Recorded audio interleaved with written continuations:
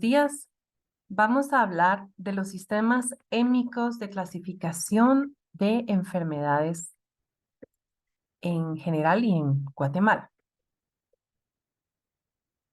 Partamos de que toda concepción, por ejemplo, del cuerpo humano va a responder al modelo EMIC, como vimos en una charla anterior, de cómo representamos el mundo. Si nosotros vemos la explicación de la biomedicina, vamos a tener una explicación basada en sistemas materiales, donde nos dicen desde los átomos, pasando del nivel molecular al macromolecular y cómo está el ADN conformado, y del ADN a los componentes de la célula, y de la célula a tejidos, a órganos, a sistemas y a un organismo completo. Pero si nosotros nos vamos, por ejemplo, a la medicina maya, la explicación del cuerpo humano va a contener también una explicación de un sistema energético. Por lo tanto, la forma en la que nosotros concebimos desde nuestros modelos émicos la realidad observada, vamos entonces a tener diferentes formas de interpretar ese cuerpo humano, esa salud en el cuerpo humano o esa enfermedad en el cuerpo humano. Y por lo tanto, los sistemas de clasificación de enfermedades van a tender a ser muy propios de cada sistema cultural o epistemológico, un sistema de conocimiento del que hablemos. Tomemos, por ejemplo, los preceptos fundamentales de la medicina maya que ustedes han estado leyendo y profundizando en el módulo 2. Recuerdan que se habló del Kajtsuk y estos 4 elementos constitutivos, la cuatredad o el mundo cuatripartita, donde está el este, el oeste, el sur y el norte, con elementos, colores y características propias, y al centro, pues el Ukushka, Kushuleu, corazón del cielo, corazón de la tierra, en un equilibrio de complementariedad. No lo vamos a repetir porque eso ya lo leyeron en otra lectura, pero sí podemos decir, por ejemplo, que estos elementos permean la vida de todos los seres humanos que comparten esta cosmovisión y este modelo explicativo. Por ejemplo, cuando leían ustedes los capítulos de los principios en la medicina tradicional maya, veían que se aplicaba este kajtsuk o esta cruz cuadrada de los 4 principios en equilibrio: fuego, tierra, aire, agua, por ejemplo, en la vida del ser. Se ven los altares ceremoniales, en los tsutes de cabeza, como vemos aquí, en la cabeza del abuelo Simeón Taquira, o en el altar ceremonial de un abuelo Pekchi. Entonces, lo que queremos decir es que si entendemos que estos principios permean a las formas de explicar la realidad, un segundo principio que estudiábamos antes era que todo está en equilibrio dinámico y que estos 4 elementos también están adentro del cuerpo humano. Por eso es que muchas veces se dice que si una persona tiene desequilibrado su fuego, con excesivo fuego, va a tender a padecer enfermedades gastrointestinales, incluso úlceras. Y se debe de trabajar entonces con medicinas naturales que controlan o regulan ese exceso de elemento fuego en el organismo. O plantas que, por ejemplo, cuando dice hay exceso de agua, está desequilibrada el agua en el cuerpo y está hinchándose el paciente. Entonces se deben de equilibrar con los elementos tierra que, por ejemplo, favorecen que esa agua extra se expulse. Ese equilibrio dinámico en la cosmopercepción maya, en los modelos émicos explicativos, también estudiamos y leímos que está interconectado. Como es arriba, es abajo. Por eso dicen los abuelos, Tukushkahu Kushuleo, como es arriba, es abajo. Y por lo tanto, está este principio de continuidad que nos une con toda la vida. No es que el ser humano esté solo, sino que es parte de todo el entorno vital y los otros seres que están acá.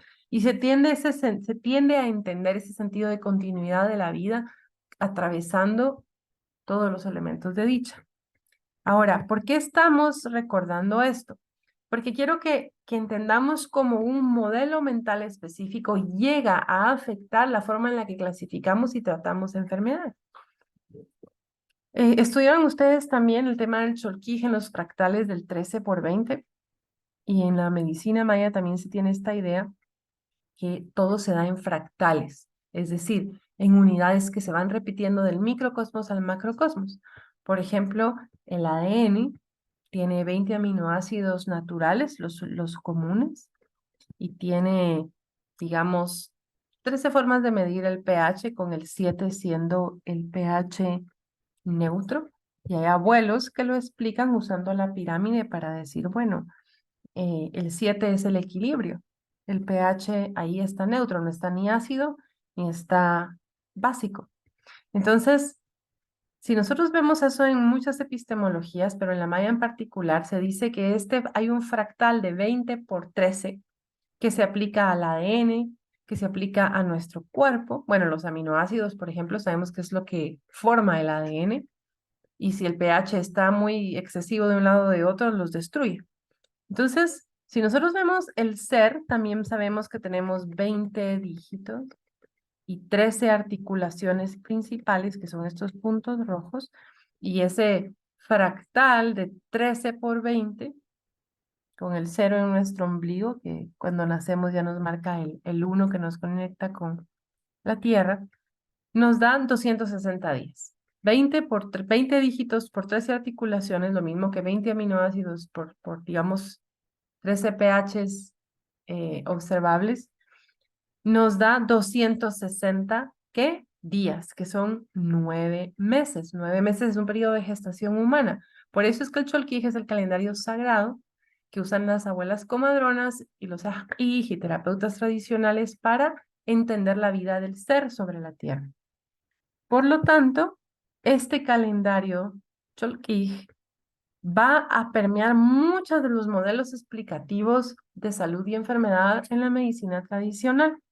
Entonces, tomando esto en cuenta, ya vieron ustedes también en una lectura esta forma de representar el mundo cuatripartita, partido en los 4 cuadrantes.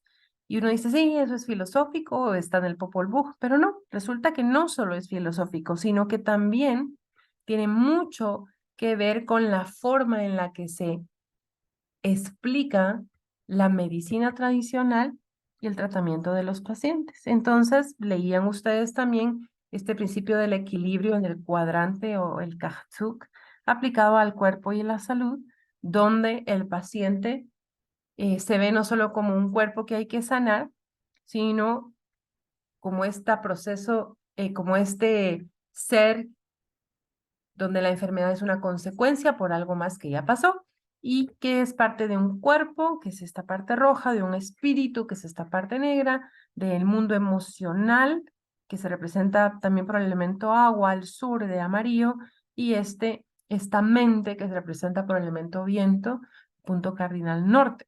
Y este ser humano tiene todos esos 4 elementos y es parte de una familia y es parte de una comunidad, y así es como se va viendo que los tratamientos obedecen a formas de explicar la enfermedad y de dónde proviene, y que también van a responder a estos 4 principios del Kajtzuk, ¿verdad? De los tratamientos físicos, espirituales, mentales y emocionales. Ahora, ¿por qué estamos retomando este? Todos estos principios se van jalando en diferentes regiones del territorio guatemalteco, se usan de formas un poco variadas, pero digamos que este sistema de equilibrio se puede en el cuerpo, se sigue empleando, por ejemplo, en quienes son herbalistas, Agilonel o Manel, que conocen las energías dentro de las plantas y los nahuales, digamos, o asociados a estas energías. Entonces, se van aplicando estos principios de nuevo. Esto es un modelo émico netamente maya, pero miremos por qué nos sirve, ya pasar a hablar de clasificación de enfermedades, en los sistemas de salud. Por ejemplo, este caso, que fue un caso del proyecto MACOC, que se hizo en Guatemala del 2010 al 2016 con 5 consejos de ancianos mayas.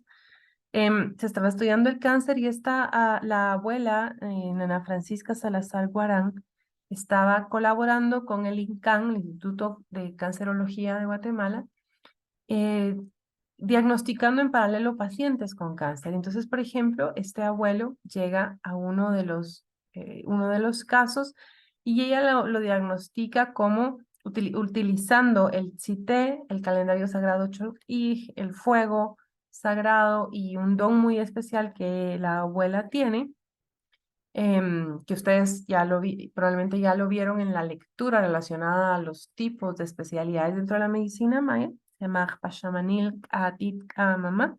Ella dijo, el abuelo tiene cáncer, pero no solo tiene cáncer, tiene un desequilibrio emocional, tiene susto, tiene una depresión crónica, está desnutrido y ella empieza a diagnosticar muchísimas cosas. Este mismo paciente es diagnosticado por el doctor Garzusi, quien confirma que clínicamente que parece ser un carcinoma de piel. Él sospecha metástasis. Ahora, ¿qué hace la abuela? Digamos, ahí en su rostro pueden ver el tamaño de una pelota considerable en su rostro. Y viene la abuela y aplica este sistema de conocimiento y de clasificación de enfermedades para decir, bueno, ya sé que es cáncer, pero lo más importante es entender de dónde viene la enfermedad. ¿Quién es el dueño de esa enfermedad? Entonces, aplica los conceptos de equilibrio y de continuidad con la vida, de que somos uno para decir, este paciente, primero hay que entender su energía, que en el nahual, los nahuales mayas es 2-ir, que significa, es una energía baja, dice ella, donde estas personas se enferman mucho de sus pensamientos, ellos solitos se enferman, se caen muy fácil en depresión.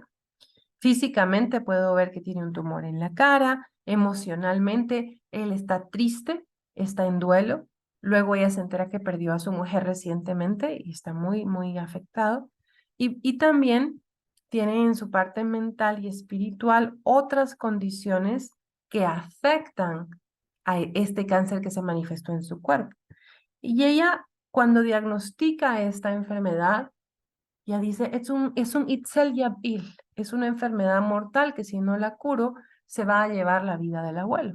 Pero viene de todos estos otros elementos de duelo, de desequilibrio energético, etcétera. Y por lo tanto el tratamiento es holístico. Se dan plantas, se hace ceremonia a nivel individual, con la familia se crea todo un sistema de soporte para tratar el aspecto emocional del paciente y también se trabaja por medio de las ceremonias con ofrendas a la Madre Tierra para ayudar a equilibrar de nuevo la vida de este ser.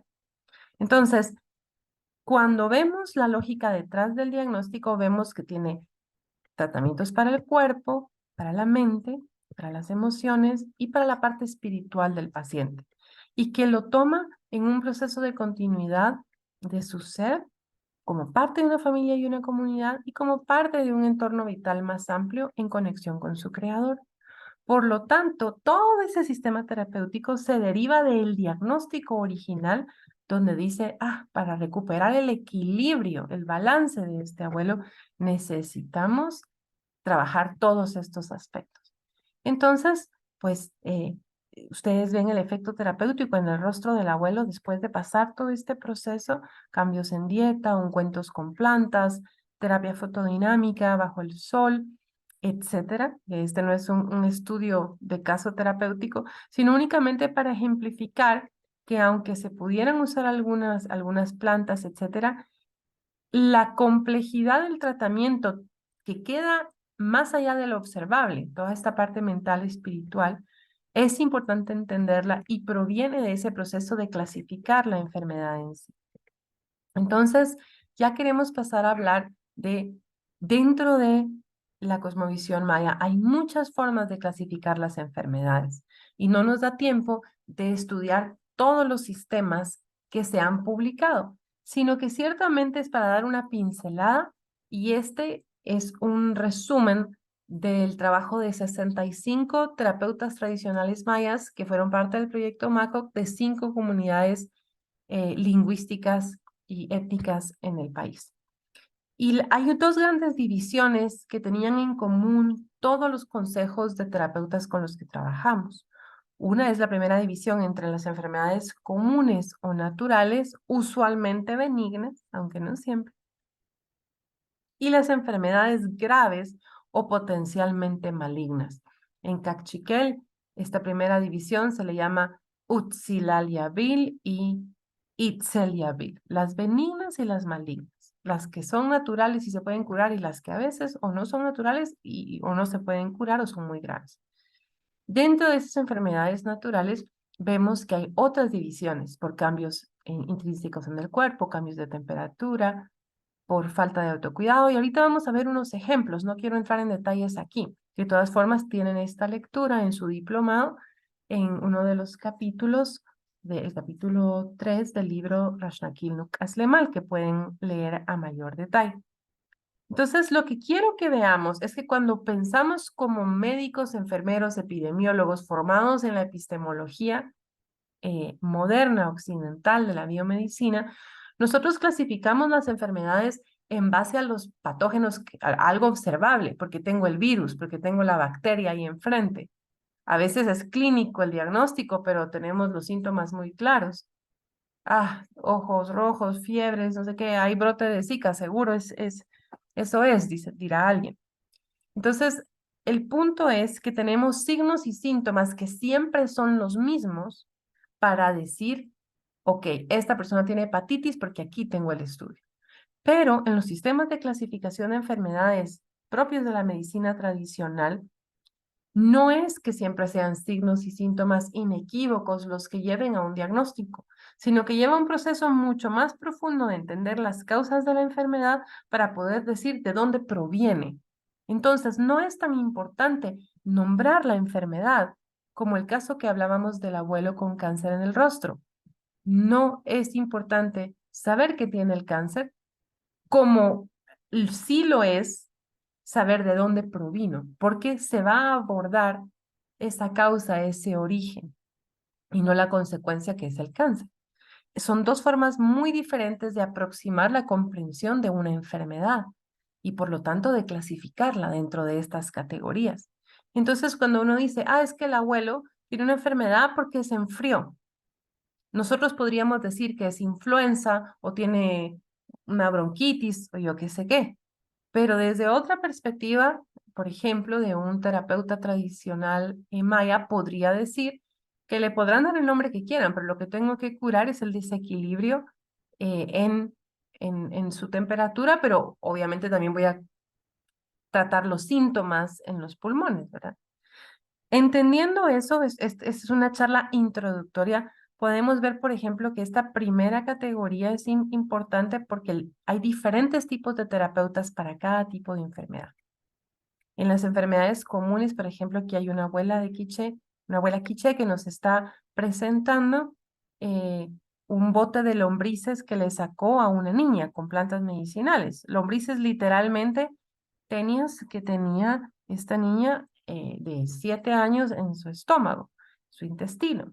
Ella dice que se le había salido la bolsa a las lombrices, ¿verdad? Las lombrices de la bolsa. El punto es que era una enfermedad común, benigna. Se toma la planta, saca las lombrices y estamos bien. Pero para ella, el origen de esa enfermedad era descuido y desinterés de la mamá de la niña, que no le estaba preparando alimentos limpios, que no le estaba enseñando a lavarse las manos y por lo tanto para ella el proceso terapéutico no era solo remover las lombrices, sino también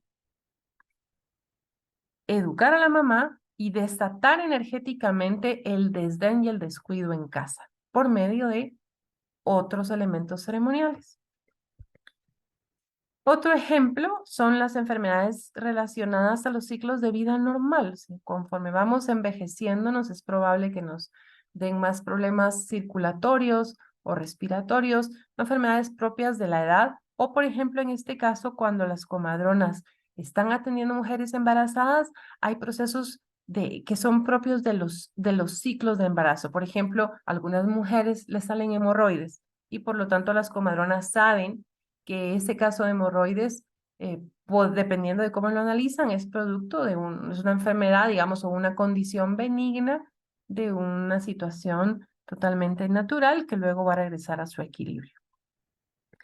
Hay muchos ejemplos y no nos da tiempo ahorita de explorar todo, pero la otra gran clasificación, las Itzel-Yabil o las enfermedades graves, tienden a tener en muchos de los contextos de la medicina maya un componente energético sobrenatural. Muchas de estas son potencialmente mortales y llevan un proceso de diagnóstico y de tratamiento que también es espiritual. No es muy probable, o sea, yo no he encontrado un solo caso en el que una enfermedad clasificada como una enfermedad itzeliabil, maligna, grave o mortal lleve solo tratamientos físicos observables, sino lleva también un gran componente energético espiritual. Cuando se dan algunas de estas enfermedades malignas, lo importante es el origen de la enfermedad. Este caso, por ejemplo, que ven ustedes acá, es de un abuelo quechí en el norte de Petén que estaba trabajando en el proyecto MACO que estaba viendo un cáncer de piel. Y él desde su perspectiva empieza a describir que él sabe curar con la energía del sol este cáncer de la piel y que el espíritu de las plantas que él usa responde a la energía de la vida de ese Padre Sol y regenera la piel, el ajpú, y que equilibra la energía del paciente. Entonces, él dice, además, que la mejor luz es cuando el sol está bien rojo, que sale en la madrugada, cuando está saliendo el sol. Para quien escucha esto, dice, la qué poética esa explicación, pero seguramente no está tratando nada. Y sin embargo, en este intercambio en particular que les estoy refiriendo, había un médico experto en terapia fotodinámica de Suiza que cuando lo oyó casi se desmaya porque dice, quiero ver a su paciente, explíqueme. Y el abuelo lo que estaba haciendo era describir un mecanismo de terapia fotodinámica, que es un proceso por medio del cual al poner un fotosensitizador, en este caso una planta que tenía una especie reactiva a oxígeno, cuando le pega el sol, libera estos radicales libres de oxígeno de O2, que lo que hacen es destruir por apoptosis u otros mecanismos la célula cancerígena. Entonces, se usa mucho para tratamientos de piel, infecciones severas o cáncer de piel, porque cuando se aplica sobre la piel y le pega el sol, empieza a matar las capas del cáncer una por una, ¿verdad? Entonces, lo interesante es que esta explicación émica que veíamos aquí del abuelo hubiera pasado totalmente desapercibida para un salubrista, un médico, una antropóloga como yo no entrenada. Y se requirió que alguien estuviera formado en este modelo ETIC para entender que había un puente de conocimiento mutuo. Cuando ya se entendió esto, entonces los terapeutas occidentales, los oncólogos, realmente empezaron a poner atención a las formas de clasificar las enfermedades de los abuelos, porque en su propio sistema de clasificación estaban las pautas del futuro tratamiento. O, por ejemplo, si han escuchado de las enfermedades por signo de nacimiento, como el caso de este paciente, que es un caso que en su momento compartió el abuelo Simeón Takirasi Pak, quien ya trascendió, decía, bueno, este es un ejemplo de un niño, de un paciente, de un joven que le llegó ya muriéndose, y ya lo habían desahuciado del hospital, los papás lo llevaron a última hora, y cuando él saca el cuadrante, este Katsuko, cruz cuadrada, la energía de nacimiento del niño y todo de engendración, etcétera, sale que él era un 11 y que tenía un gran desequilibrio, por muchas razones que le explico, que se manifestaba en su cabeza. Entonces, por ejemplo, él decía, él, que es el viento, le está pegando muy fuerte, le causa un desequilibrio y él tiene ataques epilépticos por esto. Entonces hay que equilibrarle su energía. Este fue un caso del que él llamó de sangre débil, una condición interna que predispone y por lo tanto, decía también, este niño nació con un don muy fuerte. Él es Ahpashamanil, él nació para ser un guía espiritual y para que se cure hay que entrenarlo como guía espiritual, hay que permitirle que cumpla su misión. Este caso fue muy interesante porque este muchacho que ya iba 14 años ya muriéndose después de la ceremonia y todo el proceso que él hizo en una noche, se recuperó y la última vez que supimos estaba vivo, fuerte y feliz después de haber sido desahuciado en un hospital. ¿Por qué usamos este caso de referencia? Porque nos hace preguntarnos qué más hay allá en ese otro modelo explicativo que nosotros no entendemos. Esta enfermedad se clasificó como una enfermedad por signo de nacimiento, por tener una misión que el muchacho no estaba tomando y por lo tanto ese exceso de energía con el que él nació estaba desequilibrado. Entregarle su envoltura sagrada, su misión, permitió que se equilibrara y empezara su cuerpo a poder reaccionar y equilibrar su mente, dejó de tener ataques epilépticos. Entonces, este es uno de esos casos que nos hace ver cómo en el diagnóstico mismo está la comprensión de la enfermedad. Hay otras que se llaman enfermedades provocadas, que pueden ser provocadas por uno mismo, por romper tabús sociales, por, digamos, causados por, como decíamos, malos pensamientos, rencores, etcétera, o externos. Y hay que entender el origen y la intención. Entonces, un ejemplo de una enfermedad que es difícil de comprender desde la epistemología occidental moderna las enfermedades como, por ejemplo, el Bukowski-1, la enfermedad de los 7 barrancos, que es una enfermedad por posesión energética, en la que el paciente tiene ataques epilépticos o ataques, pierde el conocimiento, pierde la conciencia, deja de comer, se empieza a poner delgadito, básicamente se vuelve un esqueleto y se muere. Esta es una enfermedad mortal si no se trata. Y hemos visto casos en los que los abuelos aplican plantas, ceremonias y muchos otros procedimientos para recuperar la vida del paciente.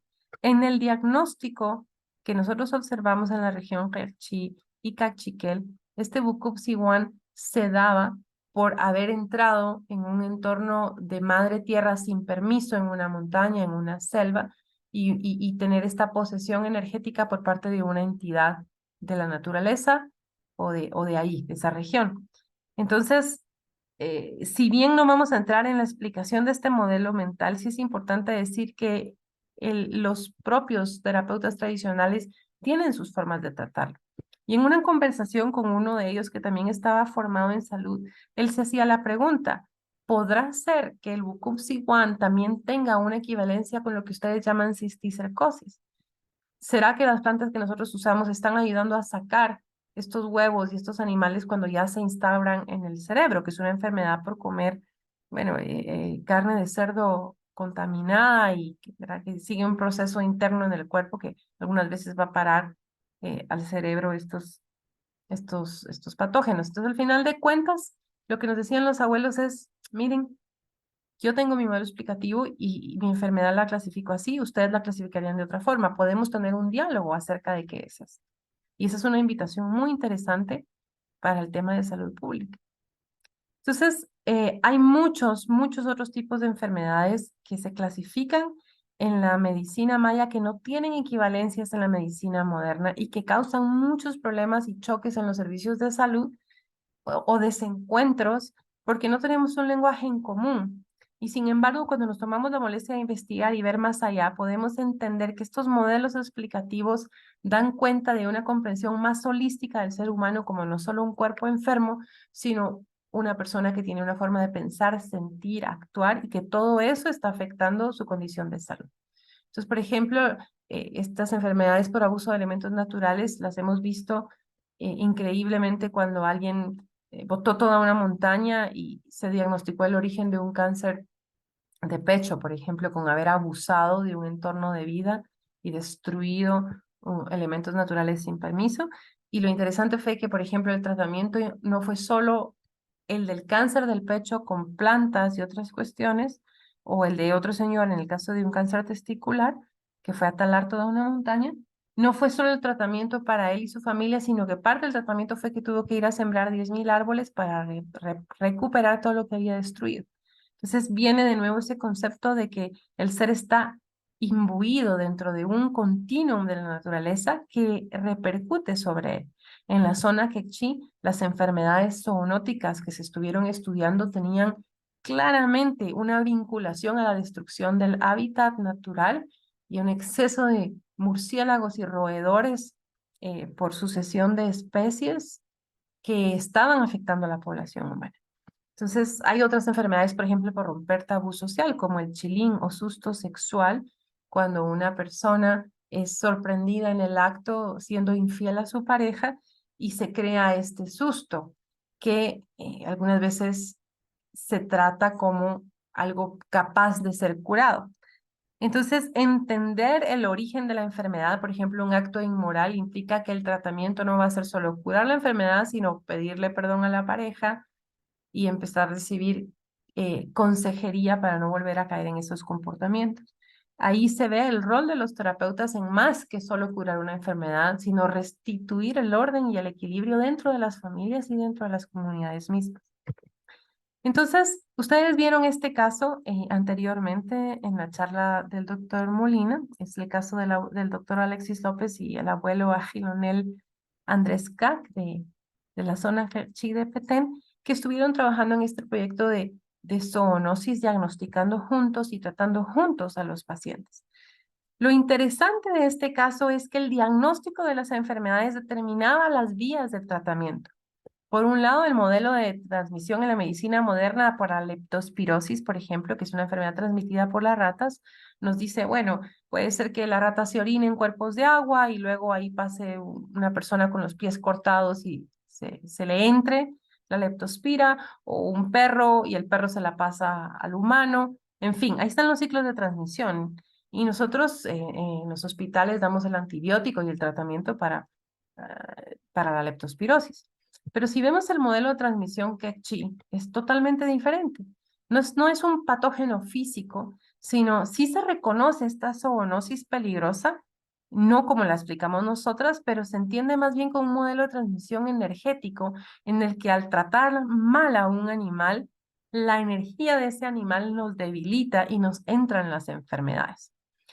Este modelo es más complejo de lo que estoy diciendo ahorita, pero lo que sirve es entender que si bien los modelos explicativos pueden ser muy diferentes, a la hora de hacer las intervenciones en salud, era posible colaborar para poder mejorar la atención del paciente.